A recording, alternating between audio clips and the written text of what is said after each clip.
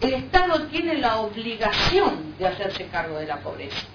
A mí me parece que el escudo de las organizaciones no gubernamentales a veces sirven para justificar no saber de qué manera estamos abordando la pobreza. Una multiplicidad de planes y este tipo de abordaje hacen que en definitiva ni siquiera aquellos que van a ser los potenciales beneficiarios de los planes sepan qué es lo que tienen que pedir, cómo y a dónde. Y entonces hay planes en internet, pero resulta que uno en los barrios no los ve. O los ve en manos de unos pocos. Entonces, esto es lo que nos está ocurriendo y por eso me parece que se me ha solicitado venir a hablar en esta tarde acerca de lo que nosotros denominamos entonces el derecho de inclusión social. Reivindico primero el hecho de que lo hayamos planteado de esa manera. Era un derecho, y este no es un tema menor, no era un programa ni un plan. Era el derecho de inclusión social, que tenía algunas características interesantes, que incluso no eran características en ese momento. Nos parecería que el tiempo no ha pasado, pero en realidad ya estamos para entrar en la década, 7 años, creo que llevamos 7, 8 años, o sea que ya estamos más para entrar en la década de la puesta en marcha del plan. En esa época, el tema de las posibilidades de desfocalizar los planes y de tomar un continente diferente, no lo teníamos solamente en la República Argentina. De hecho, el plan Bolsa Escola en Brasil era un plan que estaba desfocalizado, pero hay otros que nosotros tomamos en cuenta, como por ejemplo el de rendimiento familiar mínimo, un plan que también se instrumentaba en Portugal, o el ingreso ciudadano en Murcia, o la renta mínima de reinserción en Francia. O sea, fue la época en que yo creo que el mundo se dio cuenta de que no existía el derrame, de que no había que focalizar las políticas sociales y de que había que tender a tener la iniciativa en el tema del desempleo y de la pobreza. Y de hecho a nosotros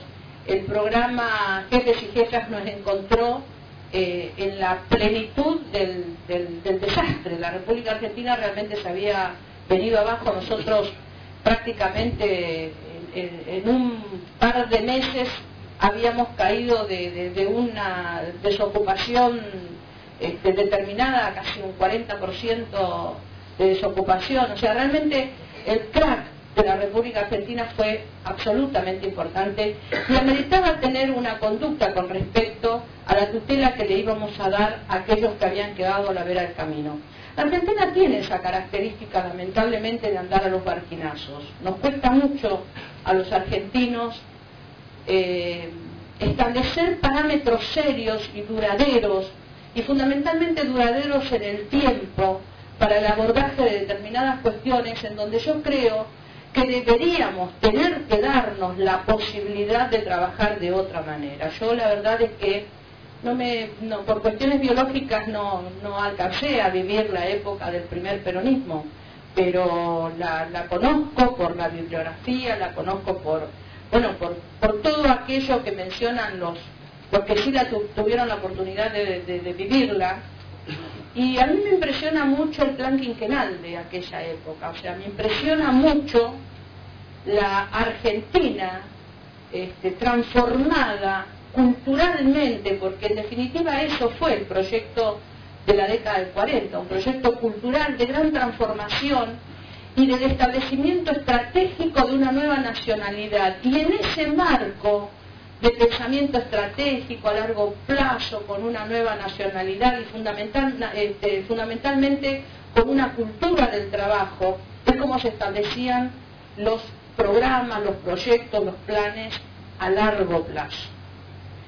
Obviamente que siendo peronista uno no puede dejar de reivindicar el tema social desde el punto de vista de la educación y del trabajo.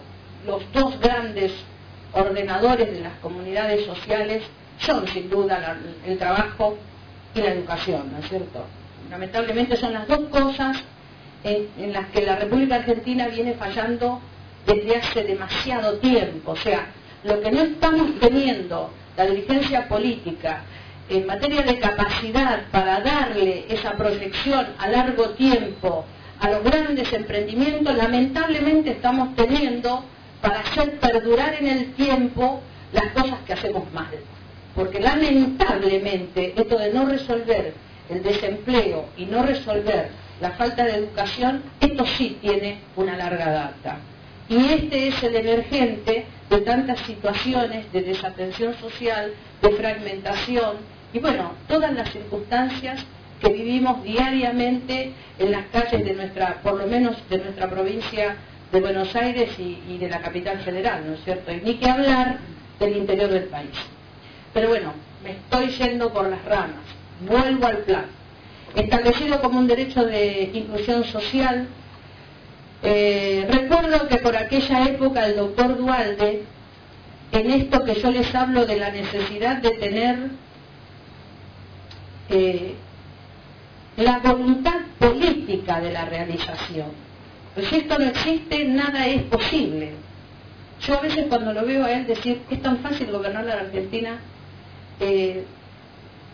sí, para una persona que tiene la voluntad política es fácil, pero hay que tener la voluntad política.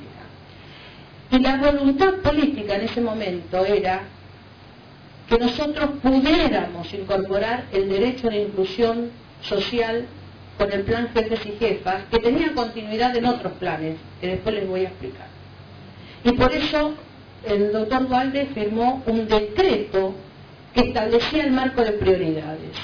En medio de la crisis hubo un decreto firmado por el presidente de la República que establecía que en primer término se pagaba a los jubilados, que en segundo término se pagaba el derecho de inclusión social y que en tercer término se abordaba con los dineros del Estado el pago de los funcionarios y de toda la burocracia del Estado.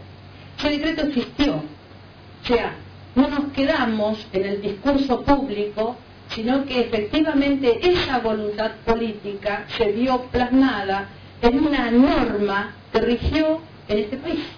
Y esto de alguna manera también a nosotros, en el Ministerio de Trabajo, nos dio la tranquilidad de trabajar con la tranquilidad de saber que nuestro programa estaba financiado. Y este no es un tema menor a la hora del trabajo en equipo, este no es un tema menor, porque las internas interministeriales están presentes, surgen, y por ahí las prioridades que tiene el ministro de Trabajo no son las prioridades que tiene el secretario de Hacienda. Ahora, cuando las prioridades las fija el presidente de la República y con su firma rubrica el documento público por el cual se establece la prioridad y la cosa cambia. Y bueno, de alguna forma esto fue lo que a nosotros nos permitió trabajar con tanta tranquilidad el programa y abocarnos exclusivamente a la administración. ¿De qué se trataba? Bueno, se trataba de establecer para todos aquellos jefes o jefas de hogar, también es algo que a veces me causa gracia, porque cuando dicen ahora todos y todas y todos, bueno, nosotros lo dijimos antes, eran jefes y jefas de hogar, porque también advertíamos que había un tema que no era dialéctico, sino que era parte de una realidad y que tenía que ver con la enorme cantidad de mujeres que ejercían la jefatura de sus hogares y que estamos hablando de 7 años atrás. Yo les puedo asegurar que sin necesidad de estadísticas y con la simple